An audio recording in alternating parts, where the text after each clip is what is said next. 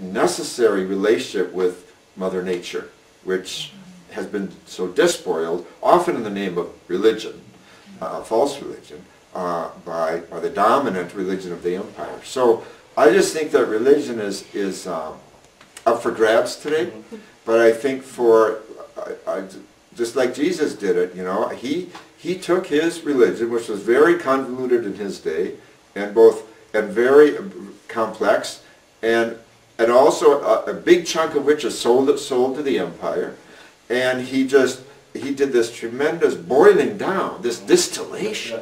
Yeah. He was not that original. Yeah. He's saying, be you compassionate as your Father in heaven is compassionate. That's pure Jewish teaching. That compassion is the secret name of God. But he got what was important, and he paid a price for it, you know. But I think that's what we have to do. I think it's like leaving a burning building. We have to distill what's the essence of Buddhism, the essence of Hinduism, the essence of Islam and Christianity, and bring that together, and then make a new stew. And because time is running out, and because science is here to help us with its creation story, and with its understanding of the universe, which is not exclusive, as you pointed out. They don't hold all the truth, but it's very useful. I have a theory. I love your theories. You remember the movie 2001?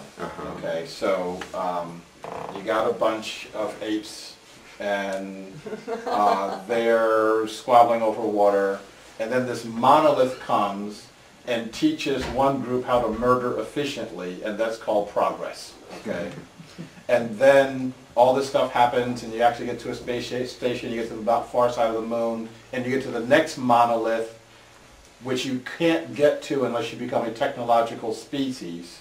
And that one points you to the one in Jupiter, and then you can go on an acid trip, and then the end of the movie. Okay.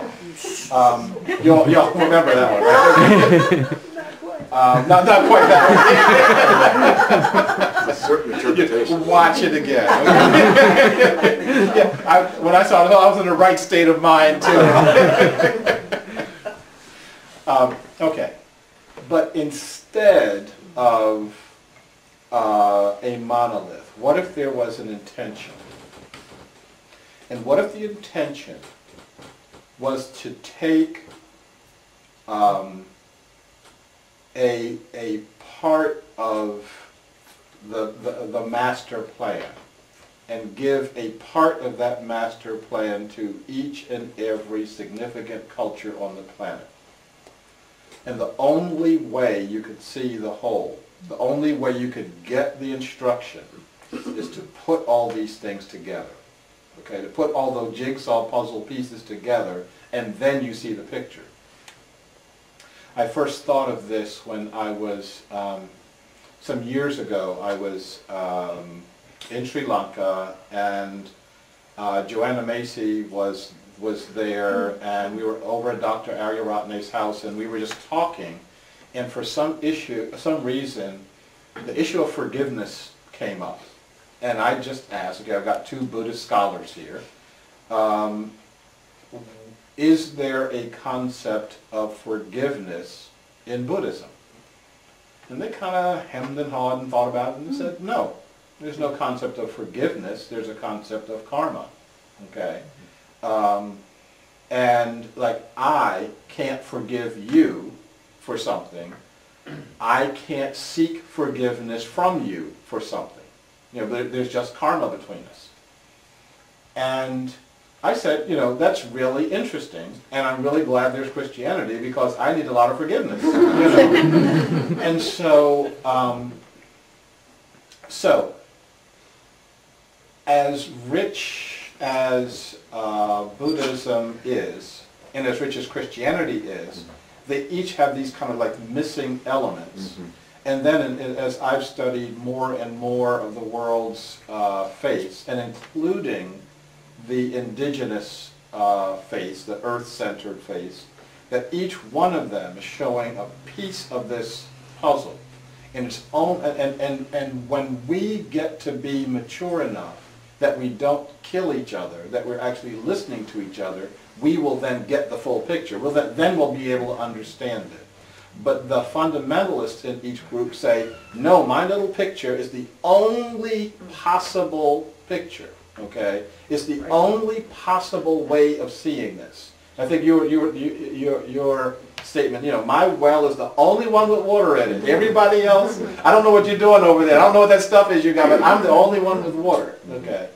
And so by recognizing, no, all of us have, not only do we have water, we've got a piece of the puzzle. It's like I think in the 21st century we will be called to the banquet table, and it's going to be the world's most incredible potluck, okay? Because each one of us is holding a dish, and we don't walk in with the same dish. We walk in with a different piece of this dish, and at the end, we make the assumption. I believe we have to make the assumption that the pieces fit, that all the pieces will fit together.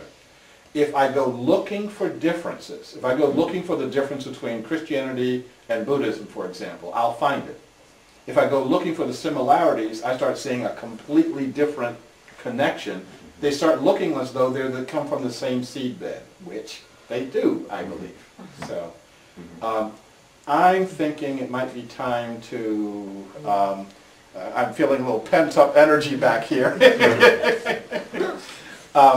We need to do one thing first, and that is there anyone who objects to being videotaped? If there are, is there anyone who objects to being videotaped? If you can raise your hand, and we're going to videotape you so I can then see, when we've spliced this thing together, we'll not put your picture on there. Or they should just hide behind the couch. Or they can hide behind the couch. Okay, so anybody who objects, okay, I'm not seeing any hands, okay. We obviously we can go a little further down here, but I don't know if you have any thoughts or questions. Yes.